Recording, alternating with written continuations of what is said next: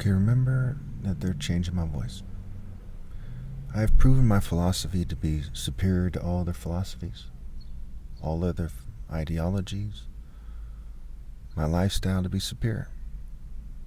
And again, for the umpteenth time, as they say, I challenge people to a debate on these topics. Now, I suggest you familiarize yourselves with my core book and my martial arts code book. There's two different books I've written. They're short books, mind you. Except for the first book I wrote was maybe 26 pages or something. It's fairly short, right? The core book is 4 or 5 pages or so. The martial art book code is a lot of points. I do a lot of explaining. I believe that playlist is actually longer.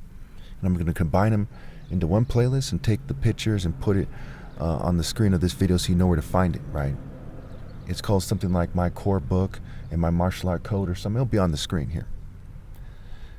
Now, the argument being made here is several things. One, is a shorter book better than the Bible?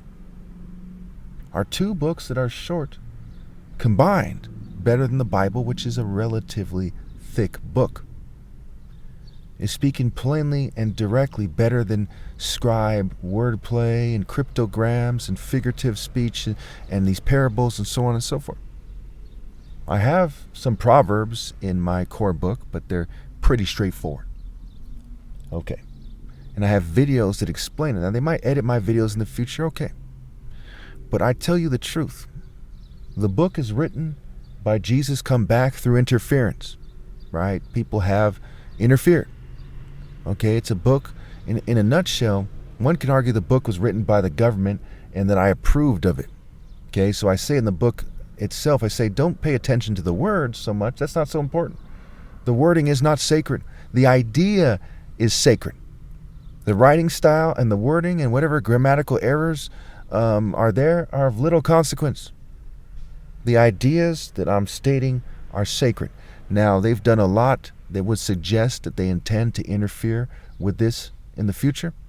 They might change the words, what have you. So I urge you to download it. I urge you to hear what I'm saying. If it is right, if it is morally sound, if there's no counter argument, it comes from me. But again, I'm willing to debate at any time. We can debate 5 minutes from now. We can do an impromptu debate. I'm so sure that my books are superior to the Bible, that my philosophy is superior to other people's philosophies, that my lifestyle, that my life, right? They're superior. They are superior. Even the Bible, it says, as water reflects the face, so one's life reflects the heart. The Lord weighs the heart. The ideas that are in those books have everything to do with my heart. Now, the first book I wrote was like 26 pages or whatever it was. Okay? It's up there somewhere. It's a bit more confusing, right? I tried to explain Egyptian mythology and Christianity and help you understand it, and it wasn't that great of a job. Okay? But if interpreted correctly, it's correct. But I urge you to focus on these two books. These are the best books that I have either authored or the government interfered, right? Because they have that much technology, I can't rule out the possibility that these people who are trying to, be seen instead of me, they're trying to have their ideas out there instead of mine, wrote the book. But I agree with these arguments. For example, it says no truth exists outside the martial art order.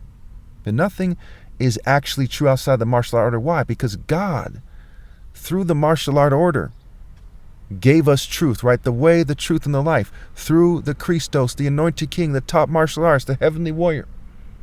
So if you're cheating me out of my right to lead, you're living a lie. As the Bible says, the kindest acts of the wicked are cruel. And in a sense, the truest acts of those who live falsehood to the point where they cheat me out of my right to lead, to that, which is where falsehood really begins. The truest acts, the truest beliefs are false. Okay, so we see it's a little bit complicated. It's a little poetic, but it's pretty straightforward. If you're not honest enough to obey God through me, your life is a lie. If you're not honest enough to admit my books are better than the Bible, your life is a lie. I'll give you another example for those of you who are naysayers. When God inspired Moses to write the 10 Commandments on stone. Okay? When they were made in stone, written in stone. Was it better than the rest of the Bible? Yes. Why? Because it was short, it was potent, it was direct, and it came from God in a way that the rest of the Bible didn't. Jesus never wrote in the Bible. The 12 disciples did not do things that are comparable to what Moses did. They didn't split the Red Sea. When we really wrap around, I want you to make a list of reasons why the 10 Commandments are superior to the rest of the Bible. Now, some of you would say that misses the point of the Bible. All Christ did when he came back, all he came to do, right, to fulfill the law. The 10 Commandments is like the essence of the law. The greatest commandment, the essence of the law. Do unto others as you would have them do unto you. The golden rule, also the essence of the law. So, I'm greater than Moses. And so there's the short and direct books that I wrote are greater than Moses' writings in the Bible, if they even are from him. And I talk about martial arts directly, why they beat around the bush and obscure it so that merchants and tyrants can pretend that they're superior.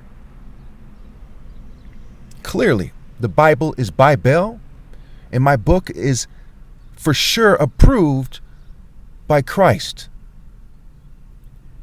My 2 books for sure are arguments that come from God. For example, if I said, don't kill the innocent for no reason, that is something that comes from God. That statement by itself is better than much of the Bible, at least, because it's direct, it's pure, it's true.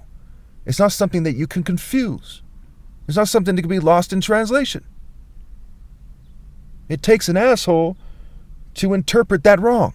They have to bend over backwards and to be disassociated from reality to the extreme in a white social norm fanatic or something to interpret that wrong. And so it is with my books. To interpret my books wrong, in a way that's wrong, you'd have to be such a dumbass, such an arrogant, pompous, lying, predator monster. My books are also better for humanity than for the Bible. If you had a martial art order with me in charge, and you had people focusing on my books and accepting my philosophy, there would be no significant crime. Maybe jaywalking here and there, no significant crime. People would have the utmost moral worth. So therefore, my books are better than the Constitution and the Bible combined.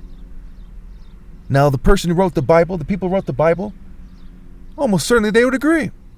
The people who wrote the Constitution, with no viable counterargument, they would either agree or they would lose in a debate. And you have to have that openness to the truth, the way, the truth, and life. You have to be born again with sound judgment to make the sound judgment call effectively and logically. And that judgment call has to do with admitting that I'm right about this. Now ask yourselves, if these people really care about America and their families, if they really want to serve God, why would they suppress my videos? Why would they suppress this book? Or these 2 books? So please review them. Let's discuss them. Let's debate them. And keep in mind, they were uploaded to another channel. So if you comment on it, I won't necessarily get the comment right away. So comment on this video instead. Last thing, it also clarifies what it means to be a man in a way that everyone's forced to agree. All the criminals would agree. The police and the military would agree. The MMA fighters, the boxers, the bodybuilders, everyone would look at this and say there's no viable counterargument. They wouldn't dream of trying to address it. And it forces society to realize that, yes, there's a universal standard for being a man that comes from God, that's true, that's clear-cut, that everybody from every faith knows is right deep in their heart, and that they have no counterargument for. And as such, only from there, not from a position of white supremacy and a history of abusing their people, only from that point can you expect gang members and criminals to change their conception of masculinity. Can you expect Republicans and other groups who are doing all kinds of horrible things to change their conception of masculinity to universal, pinpointed moral precision as proven in those 2 books? Thank you.